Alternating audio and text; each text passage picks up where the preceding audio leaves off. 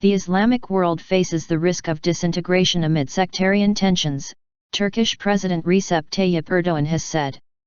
The main thing for us is Islam, not Sunni, nor Shiite, Erdoğan told a group of journalists returning to Ankara following a one-day visit to Tehran on April 7. You may have a sectarian understanding, but if you impose that on another sect, you cause the disintegration of Muslims. At this time, the Muslim world is facing a risk of disintegration. The steps needed to be taken are to stop those efforts to cause it to crumble, the president said. International organizations and institutions, including the Organization of Islamic Cooperation, OIC, should act accordingly if they are sincere, according to Erdoğan. But if some are acting with the logic of creating a market where they can sell more weapons, it is not possible to solve this, he said. It looks like there are people in efforts for such a market. We will hopefully prevent this.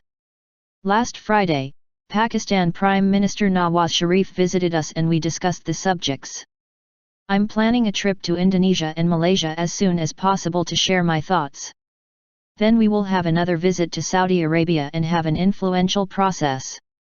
Erdoğan said the subject was also on the agenda during his visit to Tehran and his meetings with Iranian President Hassan Rouhani and Supreme Leader Ali Khamenei. An important subject of those meetings was the situation in Yemen, where a Saudi Arabia-led coalition is performing airstrikes on Iran-backed Houthis.